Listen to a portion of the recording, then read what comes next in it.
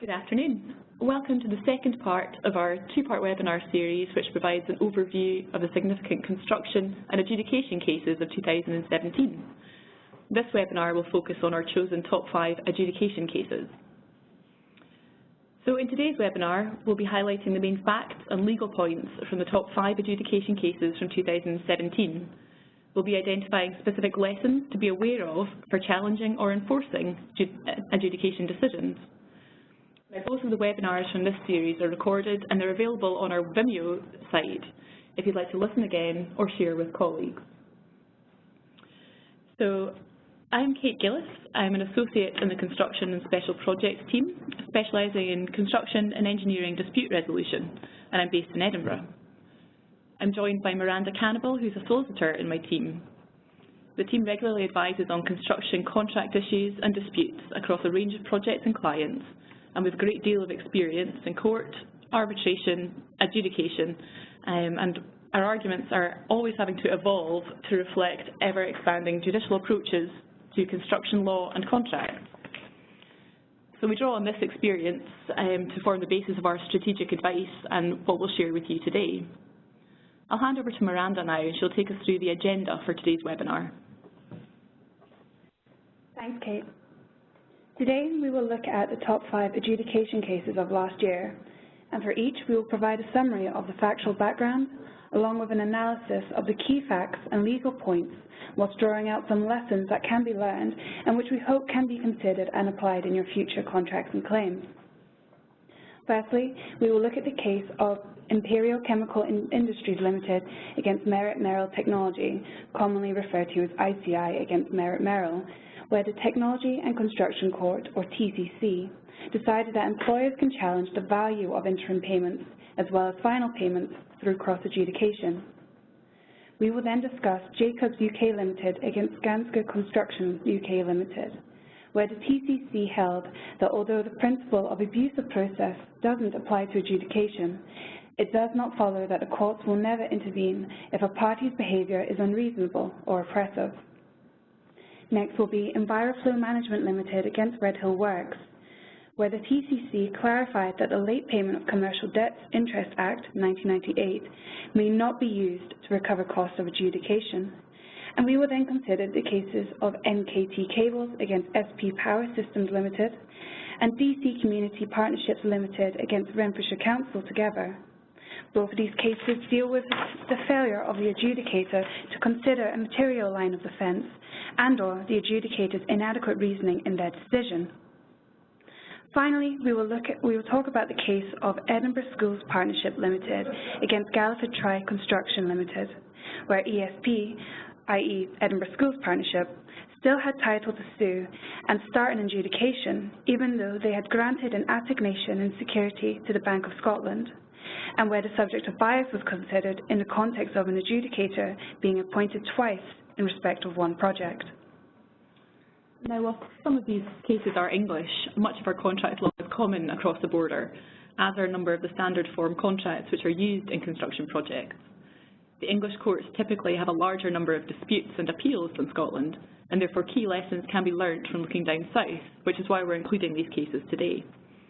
I would also add that whilst other important adjudication decisions were decided in 2017, we can't deal with all of those in the time available.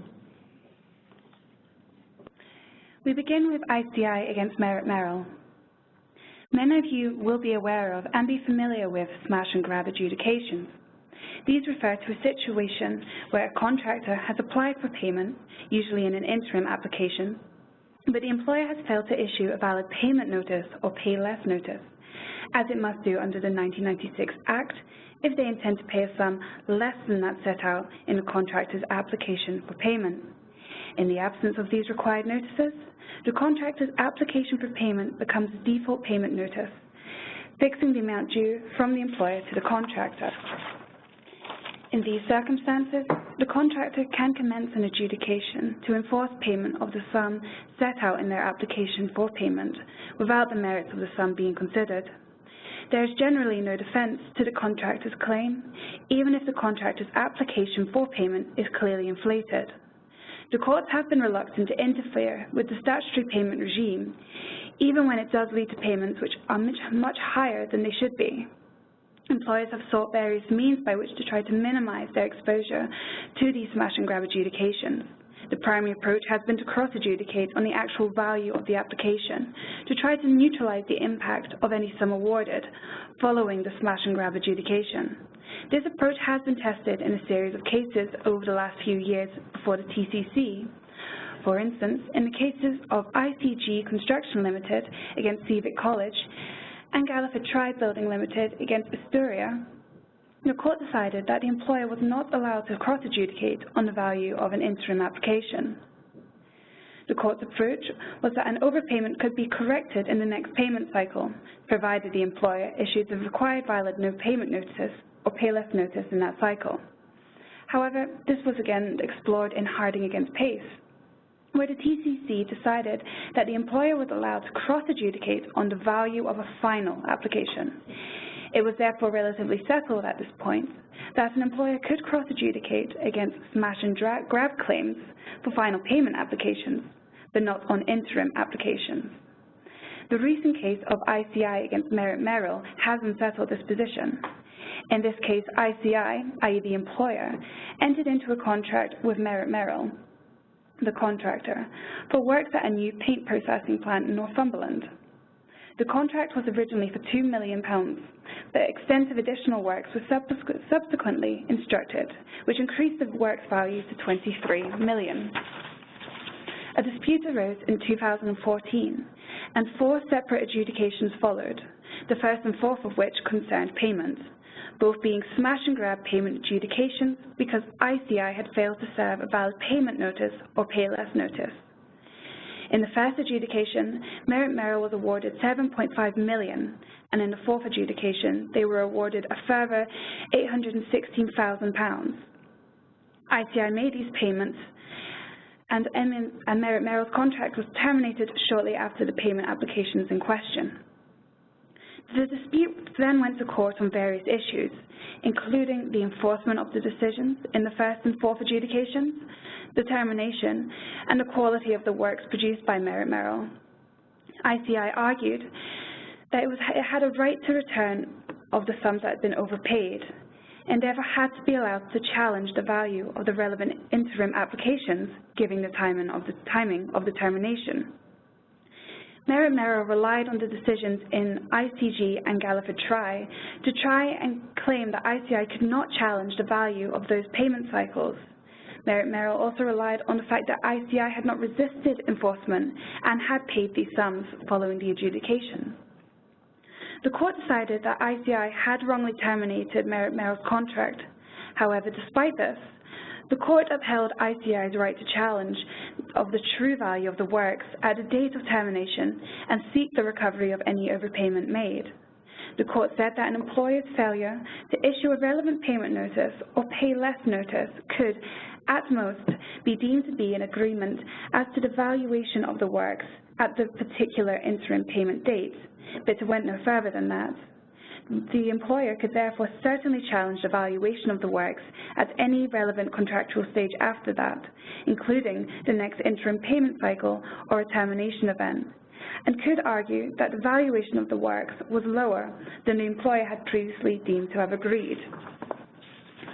The court went further, though, and suggested that ICG and Gallagher Tri cases may have been wrongly decided. The court thought that the principles in these cases were inconsistent with those of Harding and Pace, that the contractual or technical issues, which form the basis of a smash and grab adjudication, are separate to the valuation issues, and being separate disputes, are capable of separate referrals to adjudication. The court said in this case that this cast some real doubt on whether Civic would be decided in the same way now, and that must lead similar doubts as to whether the reasoning in that case concerning rights to recover overpayments is correct. This is an interesting development in the area of smash and grab adjudications. This decision means that, at the very least, there will be circumstances where employers can challenge the value of interim payments as well as final payments, including the next interim payment cycle or a termination event. The question the court will look at in whether to allow a cross-adjudication or not is whether it is the same dispute being determined.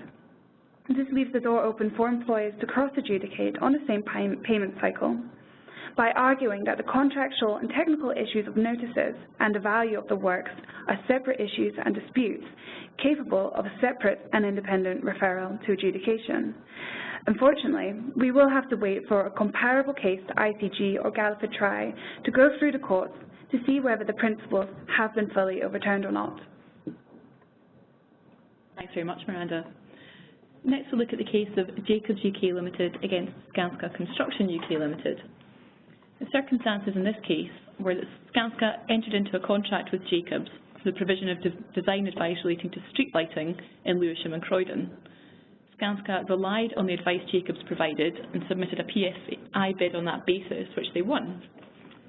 A dispute then arose because Skanska said that the design Jacobs then produced for the commencement of the project was different to the one they'd provided for the original design, and they argued that due to the design disparity, delays and poor quality, Skanska had suffered a loss.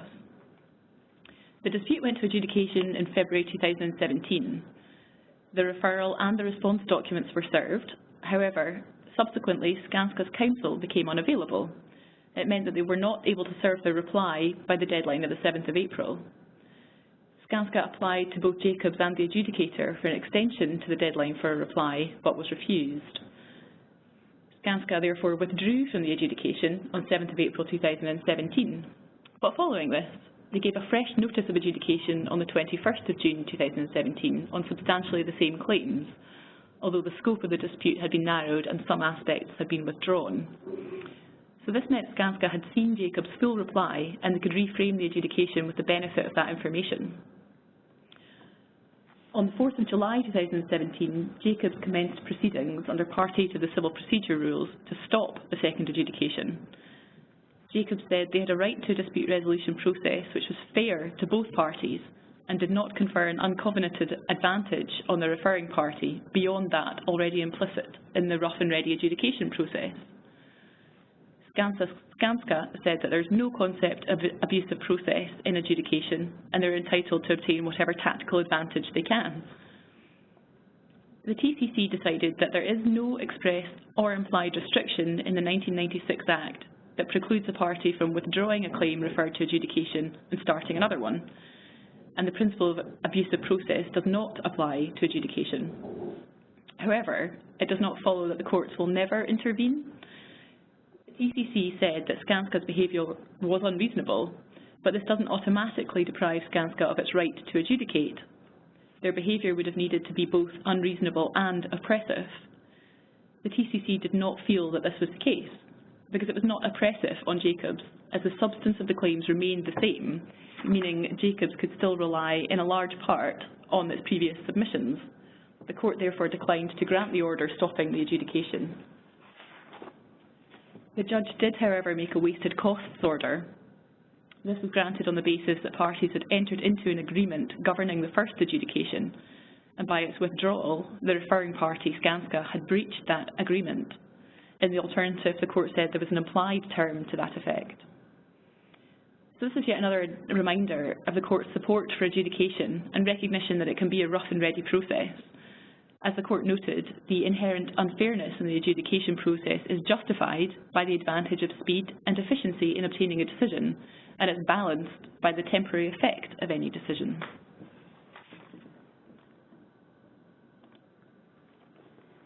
Thanks, Kate. We will now look at the unreported case of EnviroFlow Management.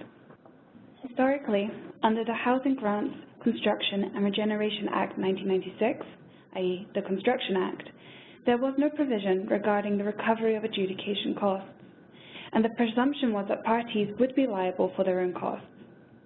Following the case of Bridgeway Construction Limited against Tollent Construction Limited in 2000, it was held that parties could agree to a clause in a contract that required the referring party in adjudication to recover the costs, regardless of the outcome. However, this was rightly seen as unfair, as it would act as a barrier to referring disputes to adjudication.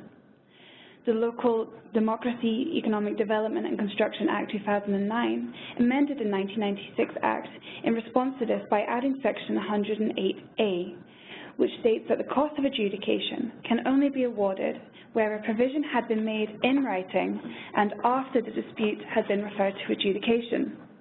This is separate to the adjudicator's power to allocate his own fees, which is not controversial.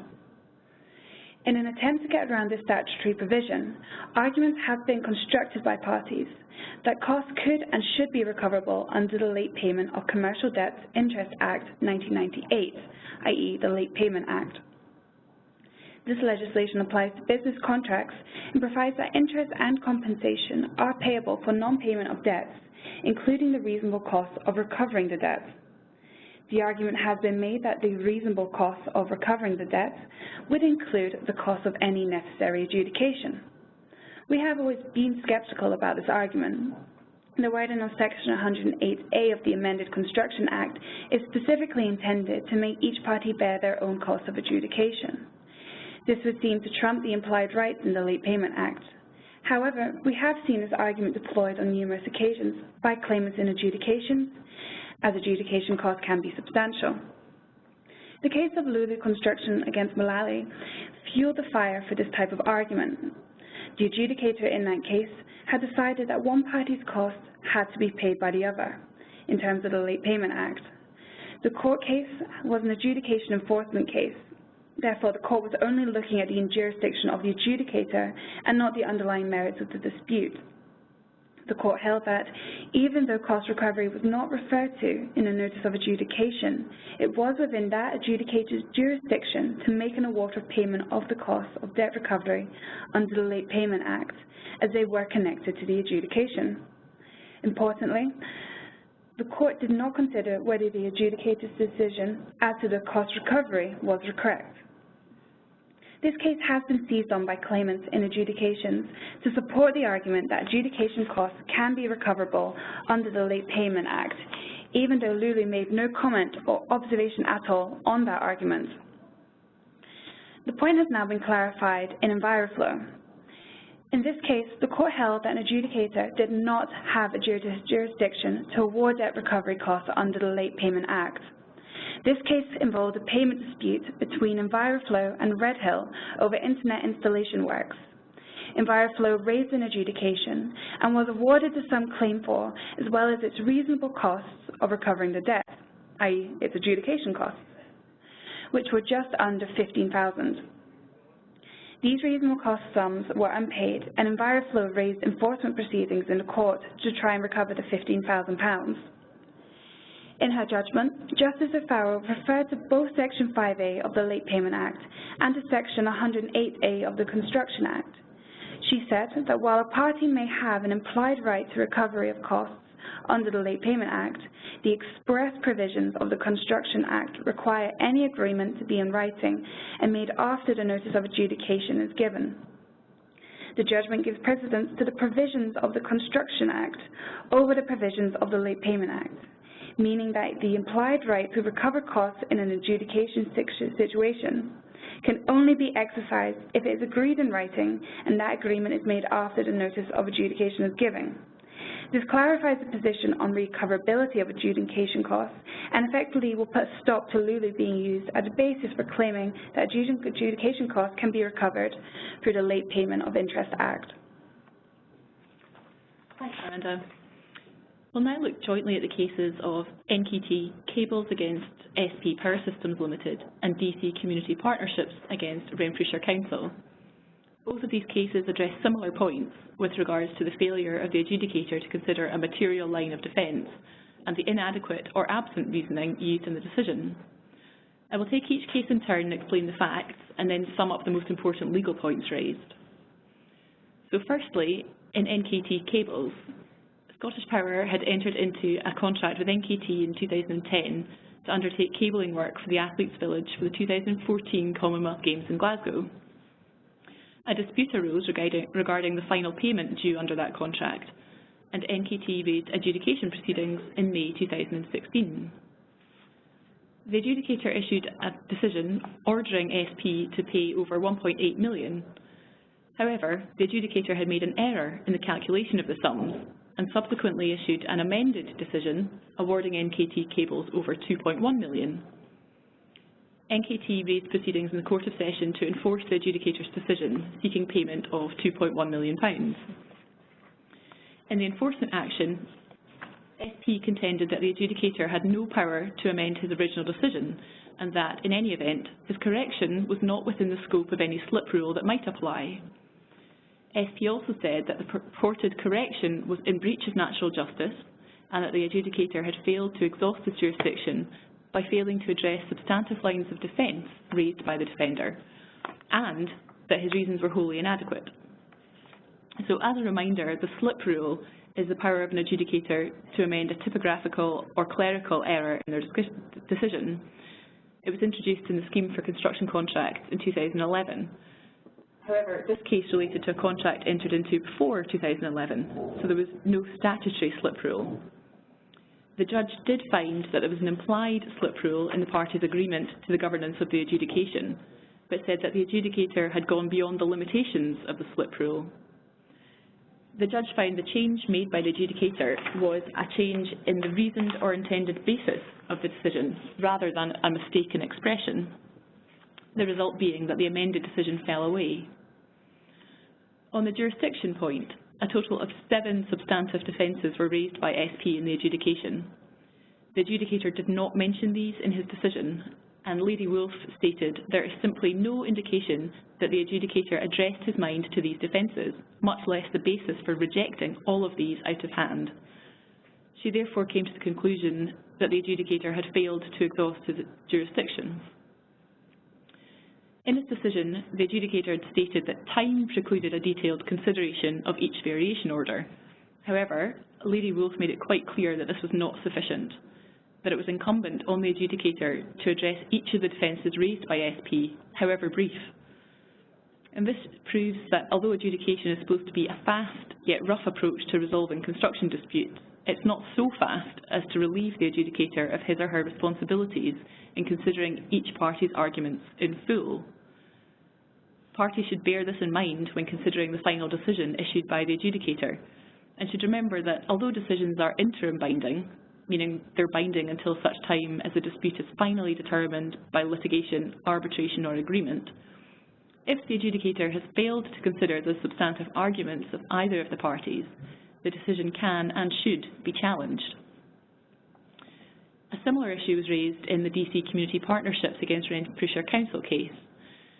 The council had employed DC to build a special needs school in Linwood under an NEC 3 contract.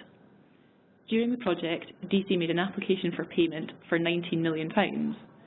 The project manager then issued a payment certificate assessing the work at £15.6 million, and the council paid DC £287,000, taking into account sums already paid and the retention. Due to the disparity between the payment application and the amount paid, DC referred the payment notice to adjudication.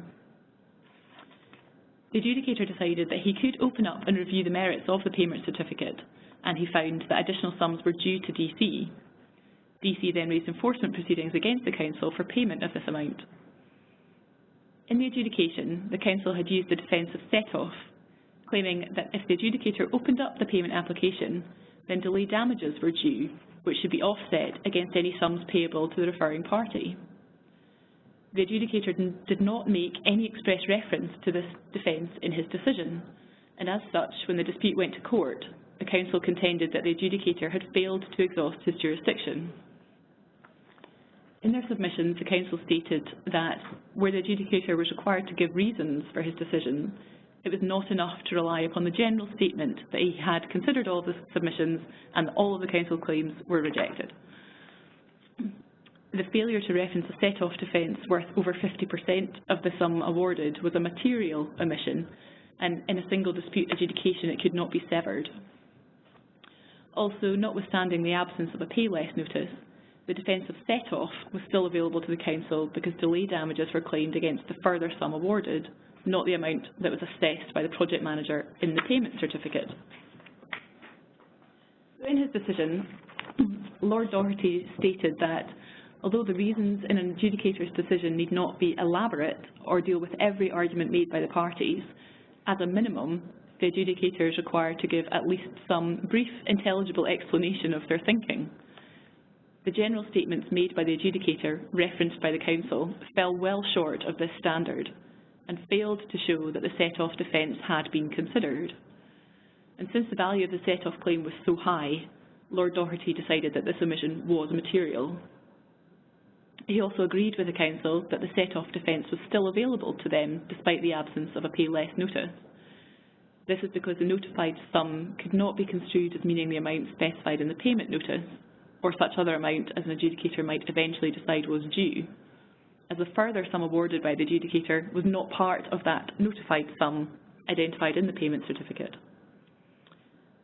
So the key point to take away from both of these cases is that although adjudication is a fast dispute resolution process, adjudicators still need to reach a reasoned decision taking account of all of the arguments. General statements by the adjudicator confirming that all submissions have been considered are not sufficient. For adjudicators, this should be borne in mind, even if the dispute is extremely large and complicated like the one in the NKT case. And for parties involved in adjudications, these cases should serve as a reminder that adjudication decisions should be examined carefully when they are issued. Sweeping statements by the adjudicator that all arguments had been considered should raise a red flag, and if the adjudicator has genuinely not considered a material line of argument by either party, the decision may be open to challenge. However, that comes with a word of warning. The courts are generally reluctant to overturn adjudication decisions, so the challenges should not be made lightly, and they could prove costly if it turns out that there's no merit in them. Thanks, Kate. The last case we will look at today is Edinburgh Schools Partnership Limited against Gallagher Construction. In this case, Edinburgh Schools Partnership, or ESP, undertook to design, construct and refurbish certain schools in Edinburgh. These are split into Stage 1 and Stage 2 schools, and ESP contracted with Gallagher for the design and construction of the Stage 2 schools. ESP also entered into a facilities management contract with Amy Community Limited. A dispute arose between Amy and ESP, and Amy had referred the dispute to adjudication in February 2017. Under their contract with Gallagher ESP were able to refer a dispute to the exact same expert as the one in the dispute with Amy, if substantially the same issues were raised. ESP did this, and the adjudications were conjoined. Gallagher challenged ESP's ability to do this. They argue that because ESP had failed to issue a preliminary statement and/or a referral notice, they did not have title to conjoin the adjudications. They also argued that the adjudicator was not entitled to act in the second adjudication on the basis of purported bias, claiming that since he had reached a decision on a previous adjudication between ESP and Amy on the Phase 1 schools, and that the contract was mirrored for the Phase 2 schools, he had effectively already reached a concluded view on the second lot of adjudications. These challenges by Gallagher were rejected by the adjudicator, and he issued his decision for both adjudications in March 2017. ESP then raised enforcement proceedings against Gallagher Gallagher defended this action on the basis that, firstly, ESP had no title to commence an adjudication for the same sums claimed, as they were the enforcement of rights which arose under the design and build contract, all of which had been assigned by ESP in favour of a bank as trustee. Secondly, ESP had failed to follow the procedural requirements of the design and build contract, in particular to provide a statement of particulars. And finally, there was apparent bias on the adjudicator's part, as he had not allowed Gallagher a response to certain matters advanced by ESP, and he had referred to his early adjudication and his reasoning therein. Lord Bannatyne rejected these arguments by Gallagher. On the assignation point, he disagreed with Gallagher that ESP had been stripped of any title to refer a dispute to adjudication because of the security granted to the bank. Gallagher had failed to recognise the difference between an absolute assignation and an assignation in security. With an assignation in security, which was the case here, ESP still had a significant and continuing interest in the subject matter of the adjudication, which was the design and build contract, and the bank had not taken any of the liabilities. Therefore, ESP still had title to sue. In terms of the procedural arrangement requirements of the contract, Lord Bannatyne decided that there was no provision in the contract defining the form in which the information to be contained in the Statement of Particulars ought to be presented, and that Gallagher Try suffered no prejudice from the procedure that was followed by ESP. This argument was also therefore rejected. Finally, in terms of the bias argument, Lord Bannatyne stated that an adjudicator making a decision in a case was not necessarily disqualified from hearing a related claim raising the same issue, if the issues before the adjudicator in each adjudication were entirely different with no overlap. And there was nothing in his second decision to cause the fair-minded and informed observer to conclude that there was a real possibility for bias. And in this case, the argument must fail. Moreover, any failure by the adjudicator to allow Gallagher Try to respond was irrelevant, where they had a full and proper opportunity to address the court with respect to title to sue and apparent bias, which superseded what occurred before the adjudicator. 2 points arise therefrom from this decision. Granting an assignation in security in the context of a building contract does not mean that a party must forgo its right to sue under the contract. This is not surprising and is in line with current industry practice, particularly as it would seem outlandish that the lending bank had title to sue and not the contracting party. Just because an adjudicator has issued a decision previously in relation to the same contract or project does not necessarily mean that there is a possibility of bias in their second decision. The test for apparent bias is a difficult hurdle to clear, and the courts are reluctant to make a finding of bias. Clauses such as this one in this contract, where the same adjudicator is to be appointed in similar disputes, are common, particularly from a cost perspective, and we expect to continue to see these clauses used in practice. Therefore, there is a presumption of regularity and propriety applied to adjudicators' decisions, and it will take a lot to disprove this presumption in front of the courts. This should be remembered when considering whether or not to make challenges of this nature. Thanks, Miranda. So what can we take away from today? Firstly, this webinar highlights the importance of keeping up to date with case law. The law is constantly changing, and it's especially important in the construction industry to stay alive to these changes. A prime example of this is the development in smash and grab payment adjudications in the ICI against MERRILL technology case. Keeping up with such case law puts you in an advantage, either being able to make new arguments, take advantage of new case guidance, or by being able to react appropriately to such arguments in defending a case.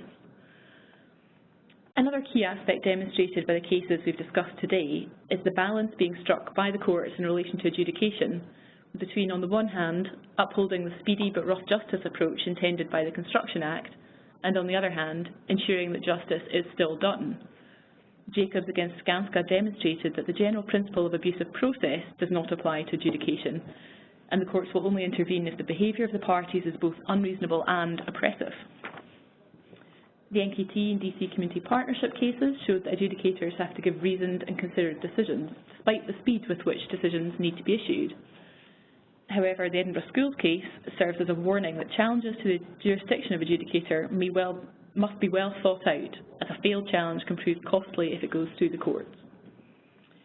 If there's one thing to be taken from all of this, it's that the interests of reaching a speedy decision in adjudication are outweighed by the need for a decision to be reached fairly, and genuine breaches of natural justice will be taken seriously by the courts.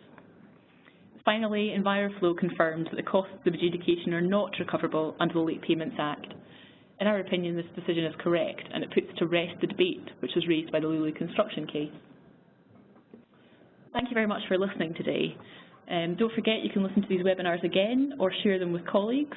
Also, our next seminars are being hosted in our Edinburgh and Glasgow offices. They're on the 6th and 8th of March respectively, and we're also hosting in our London office on the 20th of March. At those seminars we'll be looking at lessons to be learned following Carillion's recent demise. It would be good to see some of you there. Further details of our seminars are available on our website. It should also be noted the seminars offer networking opportunities and a chance to discuss issues in more detail with us and with the other attendees. So thank you very much again for listening today. We hope that that's been enjoyable and useful, and hopefully we'll see you at our seminars. Thank you.